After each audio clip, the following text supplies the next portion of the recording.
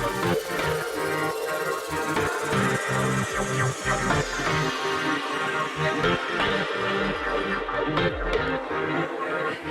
everyone, welcome back. This is What Elon Said with Kevin and Mark, where we dive into all of Elon's communications, his tweets, his interviews, his commentary, any leaked emails, maybe whatever's out there that Elon's saying. And today is February 23rd, 2022. It is a Wednesday. Got to get my days right. And Yes. well, let's jump into it. Let's see what Elon said today. And here's where we left off yesterday. And we'll go in here. Mark, you want to take this one? Sure. This is a long. Let's. What's going on here? Yeah, we have what Tesla. This is the Tesla Silicon Valley Club, and Tesla is always improving their cars, and they don't keep production going if there is a new improvement that they want to install. This is what separates them from the rest. So that's like just saying that no other manufacturer do that. Like as soon as they have something to improve, they have their process down to put it down, and then they go into a note here that I don't know. This is a post from Sawyer Merritt, right? From Sawyer Merritt. I'm going to go into what the note. It says the official Tesla Model S factory lines in U.S. stopped for refresh changeover. If you have not been assigned a VIN for the long range, all future VIN assignments from this point forward, blah blah blah. But they literally will pause it because they are doing a change. So that is rumor is over at the end of it. It says it's very funny, but that is amazing that they will shut everything down just to make an improvement immediately. And I don't think other manufacturers do that. Very impressive. Yeah, very impressive. And so, well, we have some context here from Elon saying, yes, sometimes 20 small changes in a single week. He responds. Right. And then where there's yes, that's right. Sometimes yes. And how do you keep production up? Silicon Valley Club asked. And then Elon responded with small changes usually affect production for less than an hour, as they're applied to a few stations during breaks. Big changes may impact output for a day or two. Reversing out big changes or unexpected part shortages are what impact several days. So that's a significant to shut down for several days. I mean, that could then impacts your bottom line, but they feel that the priority is improvement on the car over meeting quotas. Yeah. I think the thought process there would be that, a short-term pain gain or nets you long-term gains, right? So if we have to take a day or two to address this production line change that will be hugely beneficial for us down the line, then we need to do that. Yes. That seems to be the way that they operate there at the organization. And I think mostly based on, I guess, Elon's mentality and his work sort of outlook on the way he sees things and production and manufacturing, that you have to continuously iterate, continuously improve the processes or evaluate the processes. It's like my understanding is that all the employees are just given the autonomy and the really like authority to identify issues and to address them quickly. Yes, anywhere in the organization. They're all empowered. Yeah. Sort of the Four Seasons philosophy. If you see a problem, you own it. If there's a mess on the floor or some problem with the customer, you own it. And here it's any production problem, you own it. So that's very empowering. I'd be interested to dig into that, to know their sort of their handbook or how they handle, how they empower employees across the board. Yeah. Some good videos out there. Farhad, I keep forgetting his last name, but he was a Tesla employee for 5 years and he's got a YouTube channel. Some really great insight from him. And that they have a handbook called "This is not a handbook." I like that. And apparently it's just really breaks the mold in many ways, just as we know this company does. Very cool. Yeah. All right. So some good context and insight there about their manufacturing, the adjustments that they make. Yeah, so this one's from Ashley Vance, again, the author of the Elon Musk biography, one of them. He says, it's crazy. It's a crazy fact that most of Norway's 5 million people have both an Olympic medal and a Tesla. That's very funny. And I'm not sure exactly where these numbers are from. I guess they're from these current Winter Olympics going on. Yeah, this is the Norway definitely dominated the Winter Olympics this year. Yeah, that little country, I mean, they are a winter country, but they did dominate it. It's amazing. So, but and also they didn't we have the discussion yesterday about Mark Andreessen? Was that Norway or? Yeah, well, it was Nordic countries. Nordic, so yeah. I think you included So it's Norway in there. But Elon just says Norway's awesome, so it just gives a little cheer towards the winner. I think, isn't it Norway has some of the highest Tesla sales, and I think Denmark too. Yeah, at least the EVs. Teslas are not 5 million though. Yes. Yeah. It's very funny. And I doubt that there's 5 million Olympic medals. Yes. Now, maybe ever. So yeah. Okay, cool. So he's definitely said some things about Norway in the past. Like there's been some memes and Norway is a topic. Yeah.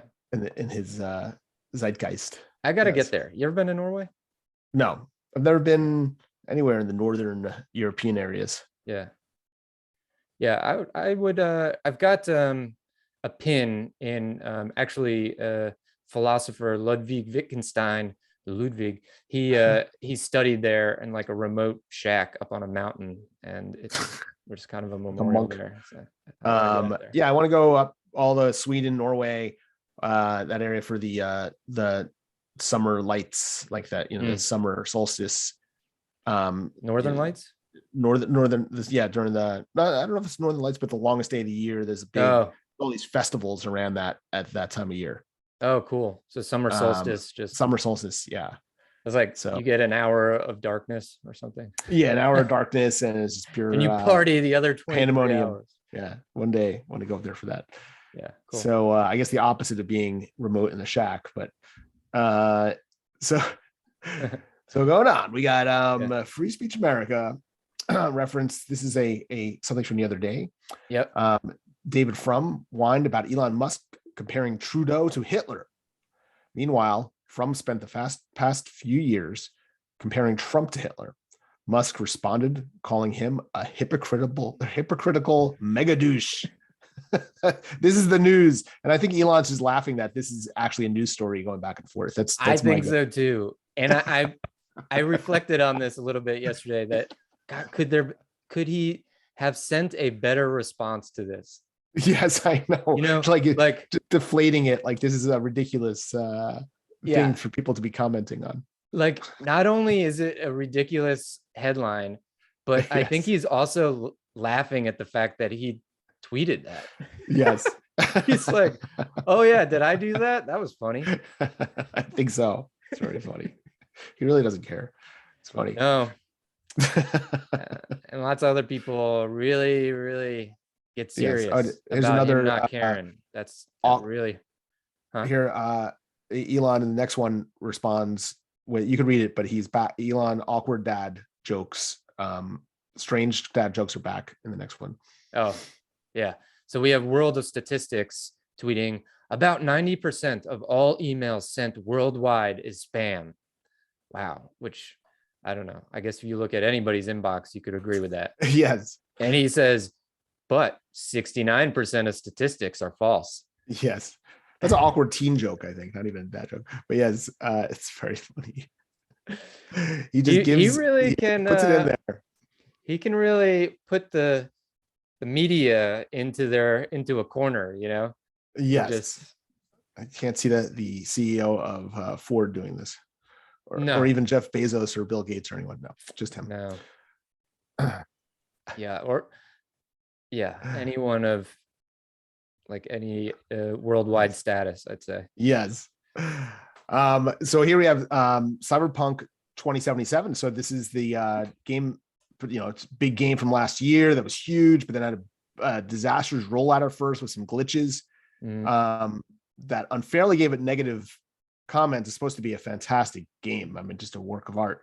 But they said so far, Cyberpunk 2077 has been a long and winding road, and the fact you've stuck with us, kept in touch, and shared so many amazing stories and content with us warms our hearts. From across the whole of Red, to you, I guess that's the game. Thank you. And then Elon says, great game. Night City has beautiful art. So he just loves video games, and he's, giving a little thumbs up to the game, little plug. The thing that strikes me is that he not only has time to try to get onto Netflix with problems and watch stream stuff, as we saw yesterday, but he also has time to go into whole video game worlds. I guess that's how he unwinds, but it's just amazing how he fits everything in, even play in games that are sort of major commitments. It's not just like a light game. Yeah. It just does it all. Yeah. And I have not seen the game live or anything, but just watching these videos, it looks really impressive. And not just from like, I don't know, I just from what a game is, right? But more of like the artistic side of it. It looks like Blade Runner, Yeah. The sets that are drawn out here. I mean, look at this. This is beautiful. Now you're going to start playing. I might. I don't know. Not a it's huge supposed to gamer. Be amazing. They just had a bad rollout last year. It was the big game of the year, and it was a big mess up. Yeah, I heard about that. So my understanding is that there's a lot of like gaming that happens at Tesla and at SpaceX, and that it's like kind of encouraged, because I don't know, maybe it stimulates the imagination or something, but like they're often competing with each other, Tesla and SpaceX. Yeah. Probably like Neuralink, and I don't know about boring if they're doing video games, but I might get this game now. Dude, this looks amazing. And no, I never play, so I'm gonna get into it. Yeah. So he actually has some more commentary here. So so when he said great game, Ryan McCaffrey responded and said, new Model S and X version of Cyberpunk, when? And he says, we're working through the general case of making Steam games work on a Tesla versus specific titles. The former is obviously where we should be long term. What's a Steam game? Do you know?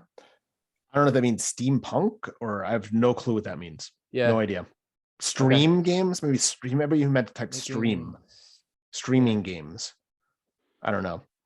Maybe you can look that up on the side, or one of us can. New Model SX version of Cyberpunk. All right, so it seems like what Ryan's saying is version of Cyberpunk. So I guess maybe they'll have the game in the car, or is he saying that the car is in the game? We could be guessing all day. I really don't know. Yeah. And then he asked, is Cyberpunk on Cybertruck a guarantee, or is it a wish long term? And he says 100%. But my guess is that it's a streaming game, so I don't even understand the point of the video game in the car, but they'll have it. So we'll see. So yeah, cool. I mean, you got the screen. I know there's been a lot of requests for like the controller to work with Bluetooth. Like maybe there'd be a Tesla video game controller, or they partner. I can see if it's full self-driving, or I guess for the passengers, or you're just sitting there. But it seems I don't know if it's their lots priority. Of games they have already that they I mean, they'll be a big use, or riders will use when the car stopped. Yes. All right. Let's see what we got here. Nice Media says, hello, Elon Musk. Can I daily charge my LFP, which I think is lithium ion phosphate, 60 Model 3 to 100% without damage it? The user manual is not clear on that. Thanks. And I don't know, Elon responds, maybe he knows this guy at Nice Media, but I'm guessing not. But he says, yes, this is an advantage of iron cathode lithium batteries. Yes, and I looked up those batteries, and they're starting to use that instead of nickel in standard Model 3 standard range. Not the long range still has the other one. So this is standard range. So they're not as efficient, but they cost less. And I think the Ford and others are going to be starting to use this also in their lower end electric vehicles. So I heard there's pluses and minuses to this battery. So this person was asking specifically about it, and I guess one good thing is you can 100% charge. I guess other battery types, they don't recommend you go 100% all the time. So gotcha. Really? I wonder if the car stops charging before it gets to 100%. I don't know, but they say also your phone, you're not supposed to do that all the time. So really, yeah. Well, seems like they should have stopped it at 99 then.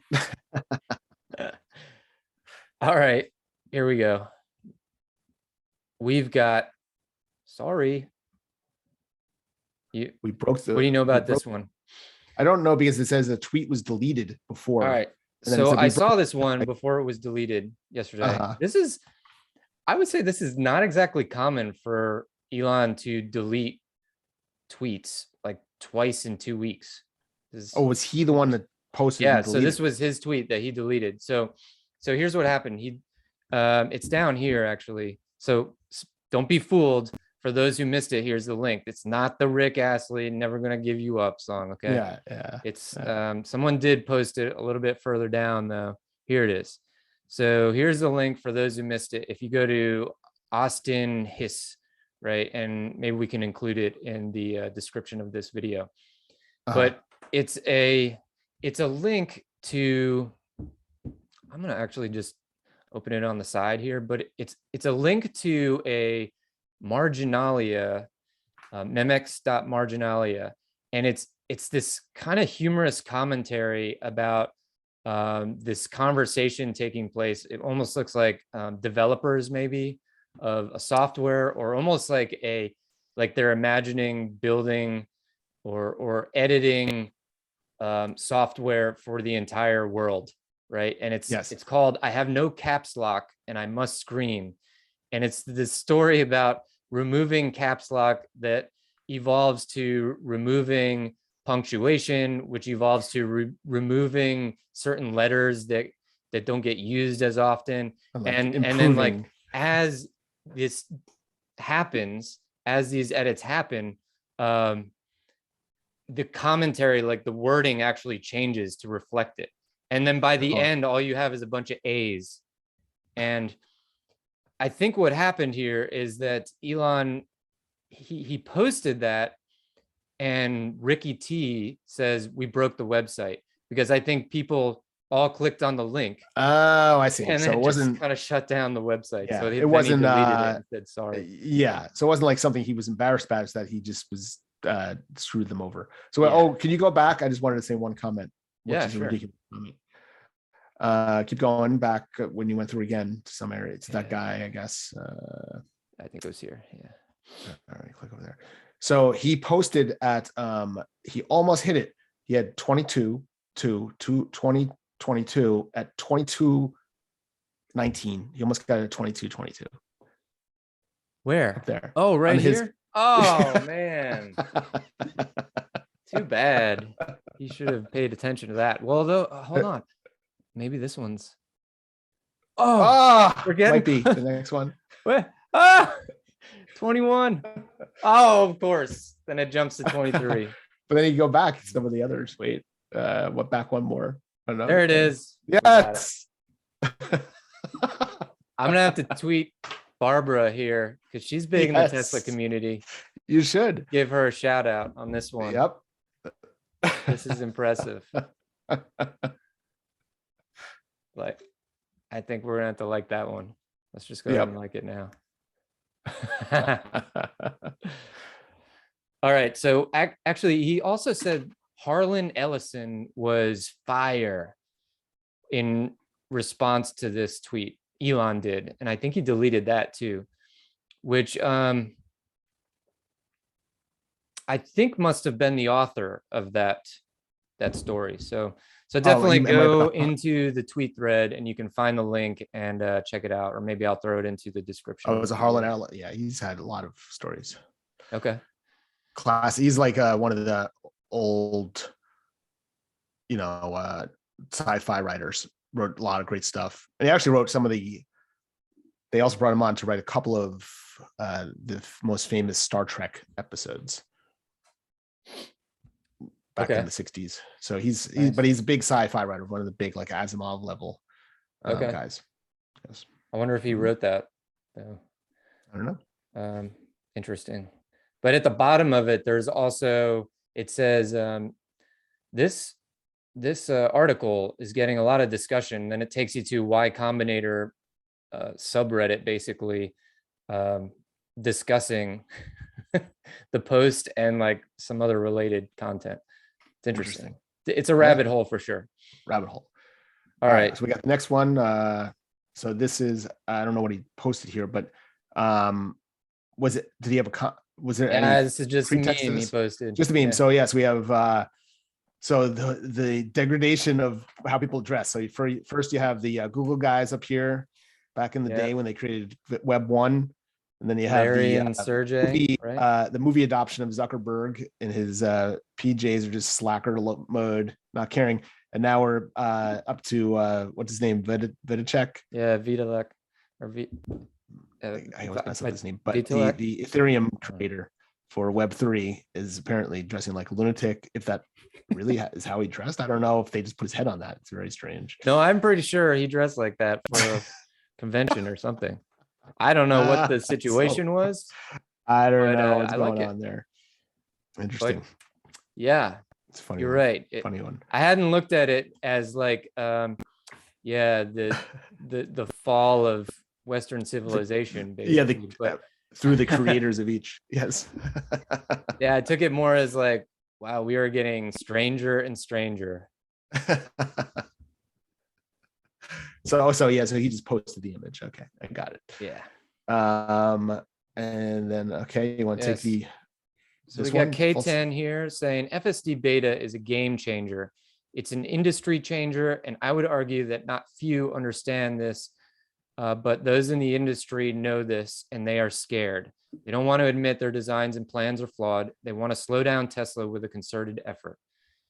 Tags Elon on it, and he responds with a general solution to self-driving, essentially real-world AI, requires writing extremely difficult software in the arenas of training, inference, control, analytical tools, data management, hardware optimization, and simulation. One of the hardest technology problems that exists. And while it's tempting to focus on one of those arenas as the hard one, in fact, they're all difficult and important. Type C and custom compiler too. An inference computer optimized for energy efficiency, reliability, and long life is also critical. Can't just jam GPUs in the trunk. Wow. So it's all around. It looks like a nightmare. And I don't know.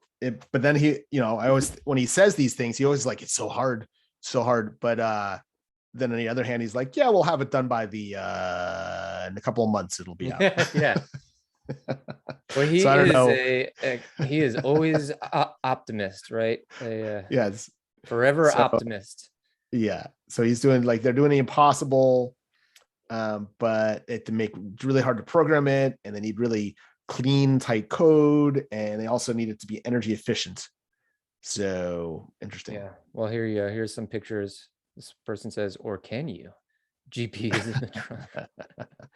I'm not sure that's what they're going for. They need no, I don't think they're going for that, and I think they're worried about it overheating also. So yeah, yes, but I mean, we've talked about this a lot, but I think it is easy to oversimplify the self-driving problem, and if you think of it in the manner of, okay, we're going to change our entire infrastructure, humanity's entire transportation infrastructure, overnight, then yes, it's easy to just add that function to where it's like what was that Minority Report, where basically it's all pods moving in a exact spaced out situation or whatever. But there's no way we're getting to that anytime soon. So to actually solve cars driving themselves on any roads around the world is a very, very complicated problem. Yes. And as optimistic as I am, geez, can't get that word out. As optimistic as I am, I do think timelines will keep being pushed out, but it will be solved eventually, I believe. It will. It'll be What do there. you think? Do you ever have those days where you're like, actually, I'm really thinking about it now, and I'm not sure that it will ever be fully solved? I'm like, most of the time I'm like, they feel it's going to be solved, so it will. What do I know? I have to sort of trust the professionals in those points. Like, yeah, I do sometimes think that, but the most part, the way the general consensus is, I feel pretty confident that it's almost there. And I know that I know that there's the exponential factor of it, that it's pretty close, and another doubling.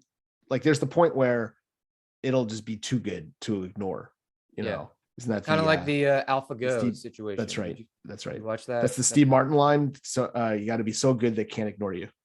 Yeah. Like the AlphaGos. Yes, that's right. Like an AlphaGo moment, but beyond, it'll be just ridiculous. Like, like taking, not just get there, suddenly but you it'll be- beat the top AlphaGo player in the world, Yeah.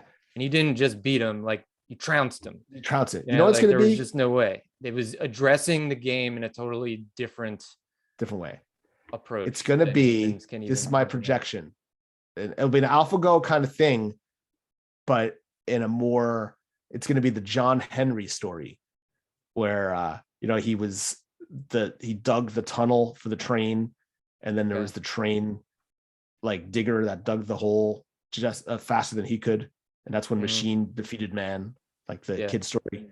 So I think we'll have that for like a of course he had the chess and AlphaGo, but this is the physical world and moving. I think we'll have like race car driver, NASCAR driver against Tesla with the craziest course in the world or something. Yeah. And no one or can like beat.